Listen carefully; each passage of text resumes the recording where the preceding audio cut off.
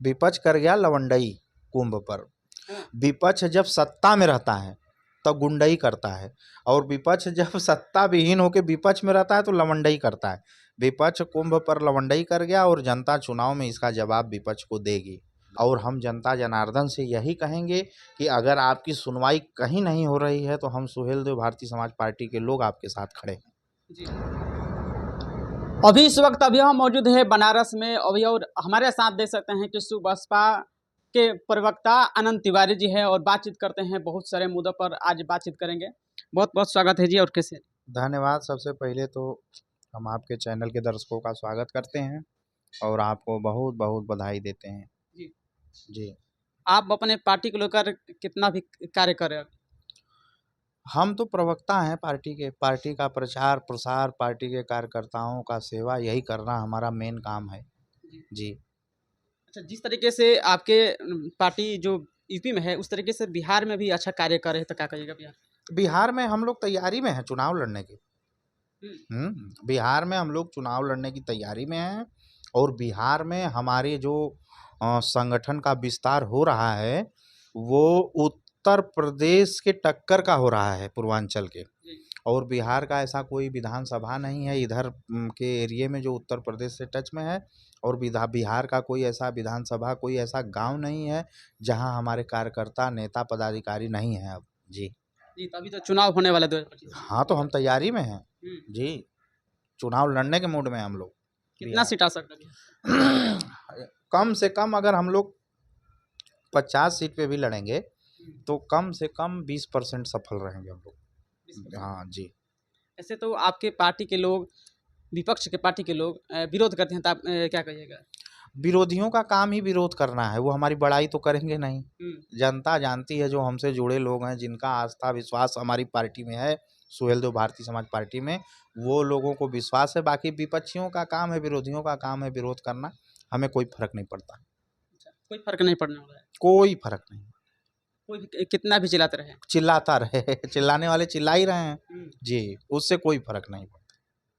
क्या कहिएगा जाते जाते और अपने पार्टी को लेकर? हम अपनी पार्टी की नीतियां, अपने पार्टी का घोषणा पत्र जन जन तक पहुंचाने का काम करेंगे, और हम जनता जनार्दन से यही कहेंगे कि अगर आपकी सुनवाई कहीं नहीं हो रही है तो हम सुहेलदेव भारतीय समाज पार्टी के लोग आपके साथ खड़े हैं। जी जी। तो चलिए अब बातचीत करते हैं कि महाकुंभ, यानी कि प्रयागराज 2025 में महाकुंभ का मेला लगा है, और महाकुंभ पर सबसे पहले आप क्या कहिएगा? देखिए, महाकुंभ एक सत्य सनातनियों का पर्व है, महापर्व है। और इस पर्व में हमारे सनातनी भाई जिस तरह से बढ़ चढ़कर हिस्सा लिए, तो उससे अब ये लग रहा है कि कुंभ एक तरह से सनातनियों की गिनती कराने का प्लेटफार्म भी है। 70-80 करोड़ लोग स्नान कर लिए। इतना बड़ा आयोजन वर्ल्ड में आज तक कभी नहीं हुआ था जहां इतने लोग गए हों। ये है सत्य सनातन संस्कृति की ताकत। जी। अच्छा, विपक्ष के पार्टी के लोग भी कह रहे थे कि जो लोग पापी है वही अपना जाएंगे वहां पर धोने के लिए वहां पर। देखिए, विपक्ष तो लवंडई कर गया। विपक्ष कर गया लवंडई कुंभ पर। विपक्ष जब सत्ता में रहता है तो गुंडई करता है, और विपक्ष जब सत्ता विहीन होकर विपक्ष में रहता है तो लवंडई करता है। विपक्ष कुंभ पर लवंडई कर गया, और जनता चुनाव में इसका जवाब विपक्ष को देगी, घर बैठा देगी विपक्ष को। हाँ, जो लोग ऐसे कहते हैं कि पापी है ये अरे भाई, हम ये कह रहे हैं, ये वही लोग हैं जो कार सेवकों पे गोली चलवा दिए थे। ये वही लोग हैं जो आज कुंभ नहाने वाले को कह रहे हैं पापी हैं, पाप धोने गए हैं। खुद कौन सा पाप धोया था उन लोगों ने नहाकर? जो रात में जाकर चोरी चोरी से नहा के भागे हैं, कौन सा पाप धो के भागे हैं? बता दें पब्लिक को। अगर हम लोग पाप धो रहे हैं तो वो क्या धोए, ये भी बताएं। तो हम तो यही चाहते हैं कि किसी की आस्था, किसी धर्म पे कोई प्रहार नहीं करना चाहिए। हम लोग तो मुसलमानों को कुछ नहीं बोलते, कभी नहीं बोलते। आपने सुना नहीं होगा कभी कि हम लोग कुछ बोले होंगे, लेकिन वो लोग हमारे हिंदू भाई को कितना बोलते हैं अब अनाप शनाप। तो ये सब बहुत गलत बात है। चंद ओछी राजनीति करना विपक्ष बंद कर दे, मुद्दा की बात करे। जी। अच्छा, इस तरीके से वहाँ पर भगदड़ हो रहा है और कितने लोग भी मारे गए वहाँ पर। इस अब पर आप क्या तो कहेंगे? इन सबों की हरकत से लग रहा है कि भगदड़ भी यही विपक्ष वाले करा दिए होंगे भेज के 4-6 लोगों को। अच्छा। अब तो ये शंका हो रही है। इतने बड़े आयोजन में अगर कुछ भगदड़ हो गई तो वो भी इन्हीं सबों की साजिश है। हाँ, जी। अच्छा, वहाँ पर और भी जितने भी नागा साधु, साधु संत हैं लोग, कितने भी फॉरवर्ड लोग वहाँ पर आए थे?